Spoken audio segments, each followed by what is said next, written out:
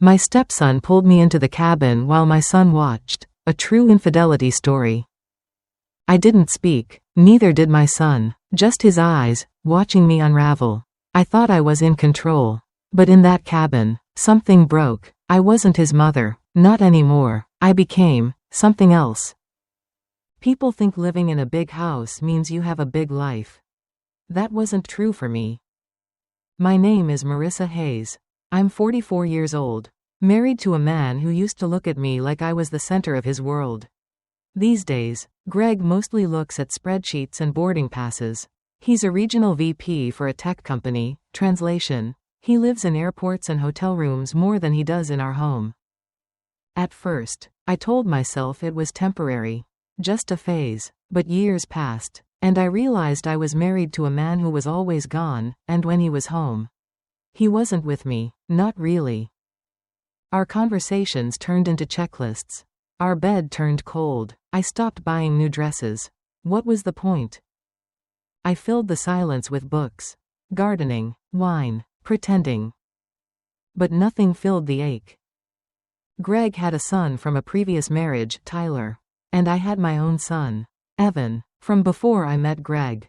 The boys were both in their early 20s now and lived with us off and on between school and work. Sometimes I thought their presence kept me sane. Other times, it made the silence even louder. Tyler was bold, always had been. Evan was the quiet one. Observant, sensitive. He never said much, but I could always feel his eyes reading the room. Reading me. I never thought I'd become the kind of woman who questioned herself.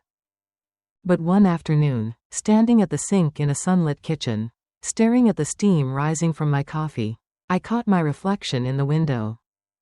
My lips were full, my hair still golden, my body still mine. But my eyes? They didn't look like mine anymore. They looked hollow, waiting. Tyler wasn't mine by blood, but I had raised him since he was 15. He called me Marissa. Never Mom, and I didn't mind. He was the type who took up space without asking, confident. Athletic, that careless charm people either adored or hated. Women looked twice when we walked into a room. I noticed. He noticed that I noticed. Evan, on the other hand, was my son, my baby, my quiet protector. He was soft-spoken, polite, almost painfully observant. If Tyler was fire, Evan was still water, calm, deep, and easy to overlook until you realized he saw everything. They weren't close. They tolerated each other, like two planets orbiting the same sun but never touching. At home, their energy filled the space Greg left behind. Tyler teased, flirted, leaned in too close. Evan watched. He always watched. Sometimes I'd catch him looking at me with an expression I couldn't quite name. Not desire exactly, but not innocence either. I told myself it was my imagination, a midlife mind playing tricks. But there were moments, too long, too silent, when I'd walk into a room and feel the air shift. And I knew something was coming. I just didn't know what. Greg had booked the retreat months ago but canceled last minute for an urgent client pitch in Denver. I almost backed out too, but something in me snapped. I needed to breathe, so I packed up and took the boys to the cabin anyway. It was deep in the woods, secluded. No neighbors, the kind of place meant for silence. We arrived just before a storm rolled in. Rain pelted the windows, thunder echoed through the trees, and the power flickered, then cut out entirely. I lit candles, turned on the fireplace, and made the best of it. The three of us shared dinner by firelight, simple pasta and wine. Tyler was shirtless, claiming the heat was unbearable. Evan sat across from me, fingers drumming softly on the table. No music, just the storm and our breathing. After dinner, I started cleaning up. I bent to pick up a spoon that had fallen to the floor and felt Tyler's eyes on me. I didn't look up. I didn't need to. As I stood, Evan brushed past me, too close. His arm grazed mine, slow and deliberate. Something about the way the fire danced in their eyes made my skin prickle. I poured myself a glass of wine and stepped out onto the porch for air. The rain misting my face. Behind me, the screen door creaked open. Footsteps. 2 sets. Bare. Slow. My breath caught. I should have gone back inside. Instead, I stood still, waiting. I didn't turn around. I felt them, Tyler and Evan, standing just behind me. The heat of their bodies in contrast to the cool drizzle on my skin. For a moment, no one spoke, just the soft patter of rain and the thrum of my own heartbeat. Then Tyler's voice, low and almost playful. "You always this quiet when the lights go out?" I exhaled, trying to laugh it off. But my voice caught. "You should both be inside." Tyler stepped closer. "Should we?" I felt his hand brush the small of my back. Not firm, not forceful, just present. Evan said nothing, but I sensed him near, closer than before. I looked down at my wine glass, fingers tightening around the stem. "This isn't funny," I whispered. "No one's laughing," Tyler said, voice velvet smooth. Evan finally spoke, his voice barely audible. "You don't tell him no." I turned then, slow, deliberate, half expecting this to be some awkward joke. But there was nothing playful in their eyes. Just hunger and something darker. I should have walked away, should have pushed past them, slammed the door, set the boundaries I knew were already fraying. But I didn't. Tyler reached for my hand. Evan didn't stop him. I didn't either. They led me back inside, into the dim glow of the firelight. Each step felt heavier than the last, as if my body was moving through water, thick, warm, wrong. By the time we reached the couch, I could no longer hear the storm outside. Just the fire crackling. Their breaths against my skin. And the sound of my conscience collapsing, cell by cell. I wasn't drunk. I wasn't forced. I was alive. And that was the most terrifying part of all. I don't remember falling asleep. I only remember the stillness after, the way the air felt too quiet. Like the pause before a scream. I woke to a faint gray light bleeding through the cabin curtains. My body sore in places that hadn't ached in years. I was lying on the couch, wrapped in a throw blanket. My clothes were half on, half off. Tyler was gone. Evan was asleep on the floor beside me, his arm draped across his chest, face turned toward the fire's dying glow. For a moment, I let myself believe it had been a dream, just a fevered, wine-soaked fantasy. But then Evan stirred, and my breath caught. His eyes blinked open, found mine, and for a second, he smiled. Soft, real, familiar. I stood quickly, clutching the blanket to my chest.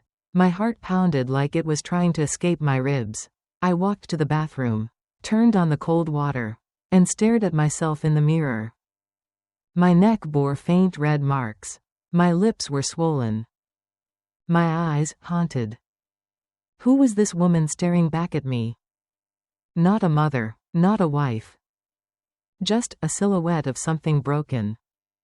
I splashed water on my face, scrubbing as if shame were something that could be rinsed away. But it wasn't just shame clinging to my skin. It was need. The terrifying realization hit me like a punch to the gut. I didn't want to erase it. I wanted to feel it again. That hunger, that touch, that terrifying thrill of being wanted. When I stepped out of the bathroom, both boys were in the kitchen. Tyler poured cereal like nothing had happened. Evan leaned against the counter, watching me with unreadable eyes. Neither of them said a word. And that silence, heavy, loaded, knowing, told me everything. This wasn't over. Not even close. That day passed like a dream I couldn't wake from. I moved through the cabin like a ghost, quiet, disjointed, afraid to speak in case my voice cracked and everything came spilling out. Greg called around noon, checking in from his hotel. I let it ring twice before answering. He sounded tired, cheerful, unaware. "How's everything at the cabin?" he asked. "Peaceful," I lied, staring at the knot in the wood floor where Tyler had knelt the night before. I barely heard the rest of what Greg said. I murmured the right sounds.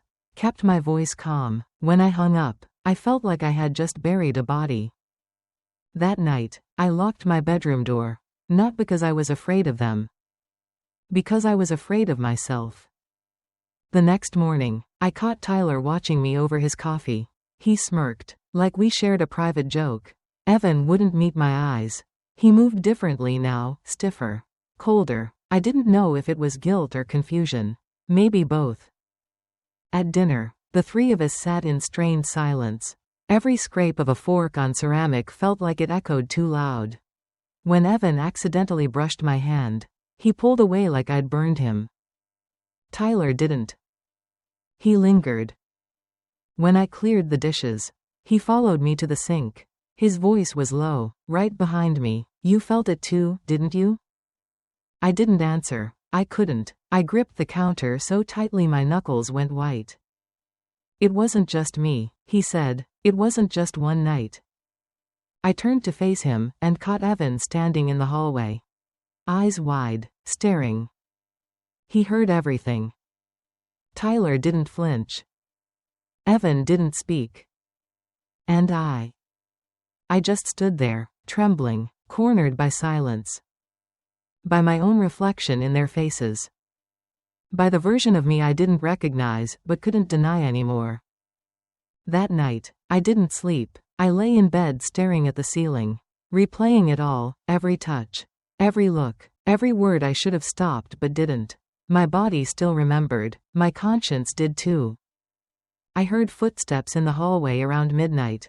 A shadow paused outside my door. Then nothing. No knock. Just the reminder that the walls between us were thin, physically and otherwise. The next morning, Evan was gone. His bag, his jacket, even his sketchpad, vanished. I panicked. Asked Tyler where he went. He shrugged, cool and unfazed. He'll come back when he's ready. You don't know that, I snapped. Tyler raised an eyebrow. You're worried now? His words sliced deeper than I expected. He didn't raise his voice. He didn't need to. The truth in his tone was enough. I hadn't protected Evan. I hadn't protected myself. Somewhere along the line, I'd stopped being a mother and become something else entirely, something I didn't have a name for. I spent the day pacing, checking my phone, calling Evan's number over and over. Straight to voicemail. Guilt twisted in my stomach like wire. By late afternoon, Greg called again. This time, I couldn't answer. I couldn't even pretend. I stood on the porch, staring at the woods. Rain again. Always rain. It soaked the trees and blurred the glass.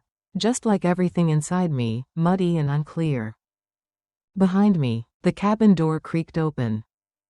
Tyler stepped out, holding a mug of coffee. He stood next to me like nothing was wrong. Still thinking about him? He asked. I didn't respond. You always choose the one who disappears, he added, sipping slowly, but I'm the one who stays. I turned to him, and for the first time, I wasn't sure if that was comfort or a threat. Maybe both. And I realized. This wasn't unraveling. This was becoming something else entirely. The envelope appeared the next morning. No knock, no footsteps, just a plain, unmarked envelope slipped under the front door while I was in the shower. I stepped into the hallway barefoot, hair dripping, towel wrapped tight, and froze when I saw it. My name, written in blocky black ink across the front. Inside was a photo. Me, Tyler, Evan. In the cabin. In the act. From an angle I never saw coming. I staggered back, clutching the envelope like it might disappear if I held it tightly enough. My heart thundered, my hands shook. There was a second sheet. Just 3 words, scrawled in messy red ink. We own you. I collapsed onto the stairs, breath caught in my chest, bile rising. This wasn't a mistake. It wasn't a slip of judgment. It was a trap. A planned, calculated trap. The camera angle, it wasn't accidental. There was only one person who could have planted it. One person who knew this cabin inside and out, who'd helped Greg renovate it last year. Olivia. Greg's old friend, my ex-best friend, the one who'd graciously offered the cabin to us. The one who disappeared from my life after I married Greg, and resurfaced with suspicious timing. I ran to Tyler's room, holding the photo in front of me. "What is this?" I demanded. He didn't even blink. "Proof." "Proof of what?" He smiled, chilling and quiet. "That you're not innocent. That you never were." I stood there, mouth open, unable to speak. Every thread of control I thought I had was gone. "You should smile more," he added, brushing past me. Later, I found Evan's sketchpad under my bed. A drawing of me. Naked, alone. Eyes hollow. And a note scribbled in the corner. I didn't mean to stay silent. I wasn't just trapped by them. I was trapped by who I'd become. Greg came home early. I heard his car crunching down the gravel driveway just after noon. I was standing at the sink, washing a glass that didn't need washing, when the front door opened. "Amanda?" he called out. My stomach dropped. I tried to steady my breath, smiled like nothing was wrong. "In the kitchen," I called, voice too high, too careful. He walked in holding his phone, face pale, jaw tight. "Someone sent me this." He turned the screen toward me. "The photo." "That photo." I froze, still holding the glass. Water dripped down my wrist. Unnoticed.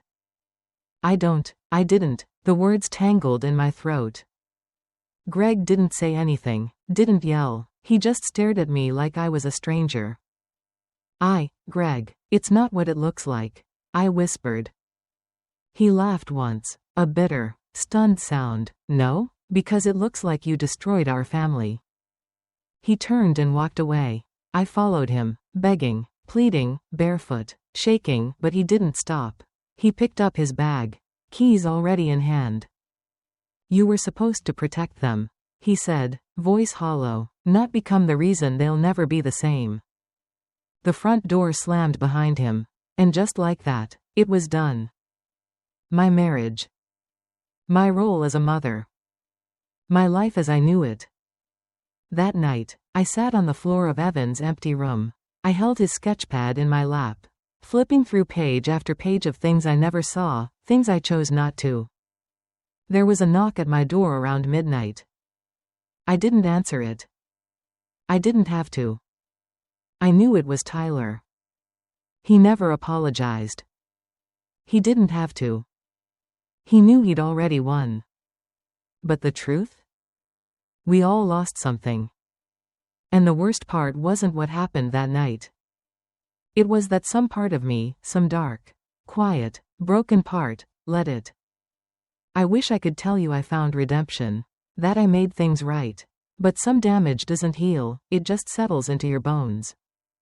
Evan never came back. Greg filed for divorce like he was signing off on a failed investment.